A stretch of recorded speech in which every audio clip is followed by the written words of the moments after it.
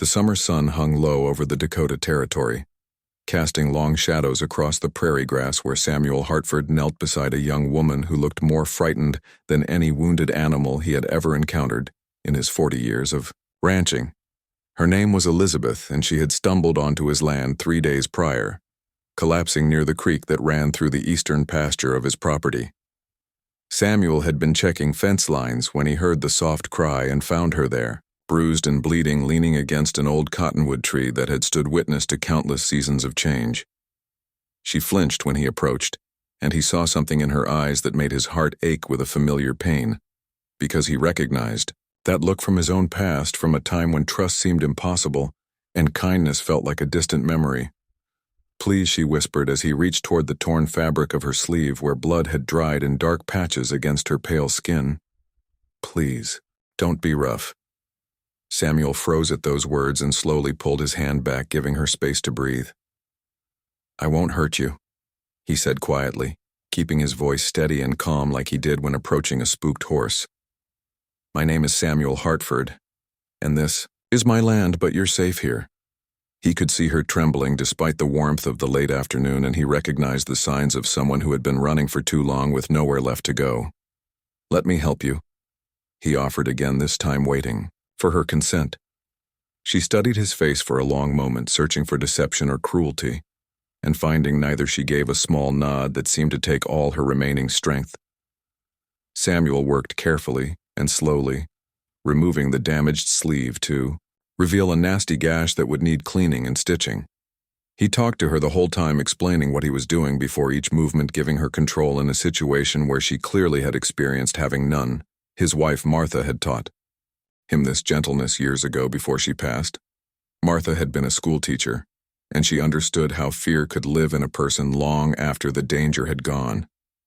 How trust had to be earned, moment by moment, through consistent kindness.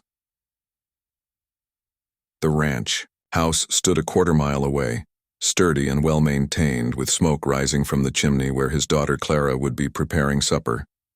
Clara was 23, now strong and capable with her mother's wisdom and her father's steady nature. Samuel knew she would welcome Elizabeth without judgment, because that was how Martha had raised her to see people not for their circumstances, but for their inherent worth. "Can you walk?" he asked Elizabeth after he had done what he could with the supplies. From his saddlebag, she tried to stand, but her legs buckled, and Samuel caught her gently, supporting her weight without holding tighter than necessary. "My horse is just over there," he said, nodding toward where his bay mare stood patiently cropping. "Grasswell, take it slow." The ride back to the ranch house took twice as long as usual because Samuel kept the mare at a careful walk and stopped twice when he felt Elizabeth tense with pain. Clara appeared on the porch before they reached the yard, wiping flour from her hands, and her eyes widened with concern when she saw their guest. "Papa," she called, hurrying down the steps. "Bring her inside quickly."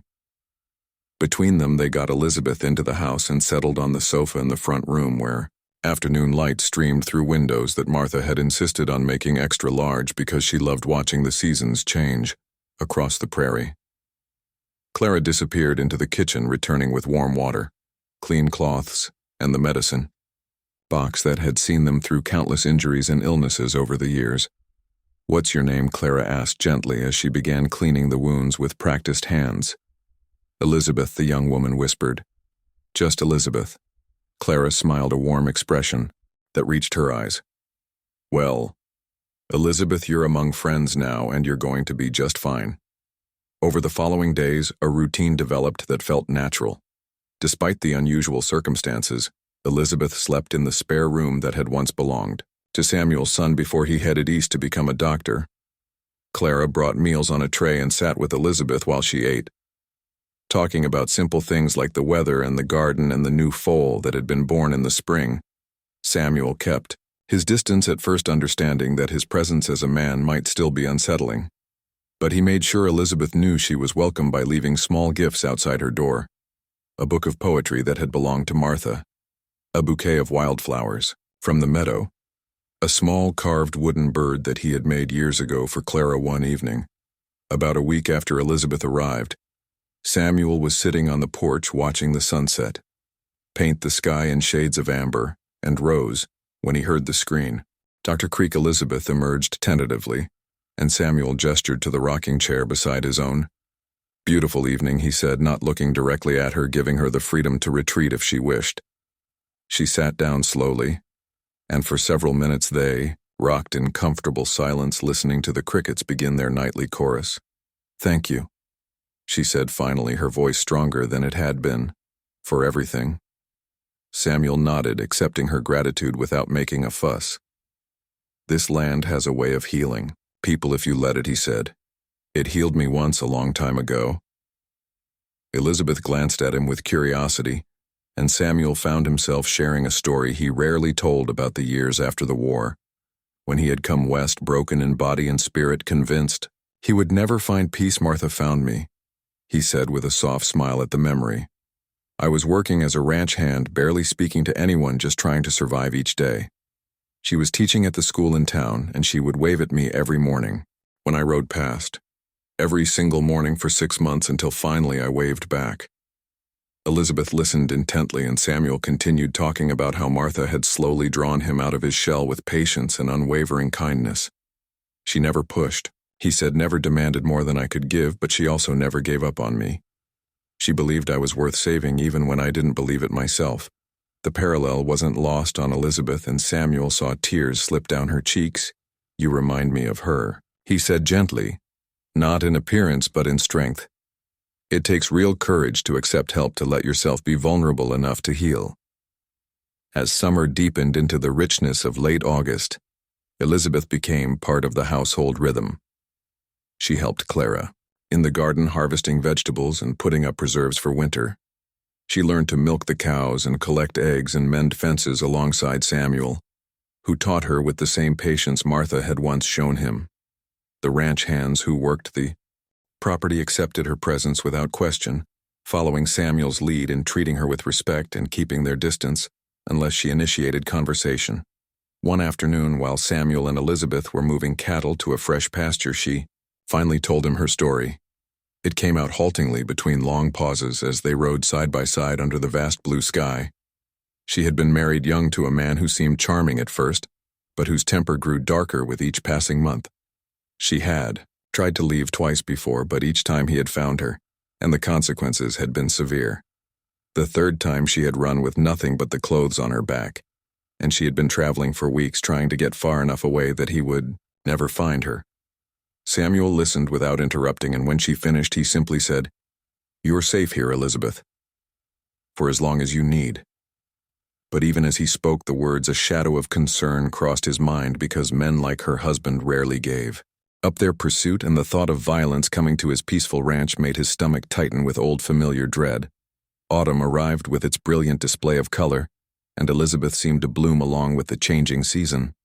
She laughed, more easily now, and the fear that had haunted her eyes began to fade, replaced by something that looked almost like hope. Clara had become like a sister to her, and the two young women would stay up late talking in the kitchen long after Samuel had retired to his room. He would lie in bed listening to the murmur of their voices and feel grateful that his daughter had found such a good friend. One October morning, Samuel was in the barn repairing a harness when he heard a horse approaching fast. Walked to the barn door and saw a man riding hard toward the house, dust rising behind him. Something about the rider's posture, the aggressive way he sat, his horse, made Samuel reach for the rifle he kept mounted near the door. The rider pulled up in the yard and dismounted with jerky, angry movements. Samuel recognized the type immediately, a man who used force to control the world around him. "Where's my wife?" the stranger demanded when he saw Samuel. "I know she's here. I tracked her to this worthless piece of dirt." Samuel stepped out of the barn, slowly holding the rifle loosely but ready. "You need to leave his property," he said, keeping his voice level. The man laughed harsh and mean. "That woman is mine," he said. "I'm not leaving without her." Samuel stood, his ground feeling the old steadiness that had served him through difficult times. "She's under my protection, and she doesn't want to go with you." The man took a threatening step forward, his hand moving toward the pistol at his hip. "You don't know who you're dealing with, old man," before the situation could escalate further. The ranch house door opened, and Elizabeth stepped out onto the porch. Clara was right behind her, looking fierce and protective. "No," Elizabeth said, and her voice rang clear across. "The art am not going with you." James am done being afraid. James turned his attention to her, and Samuel saw the calculation in his eyes, the way he was measuring the distance, weighing his options. "You belong to me," James snarled till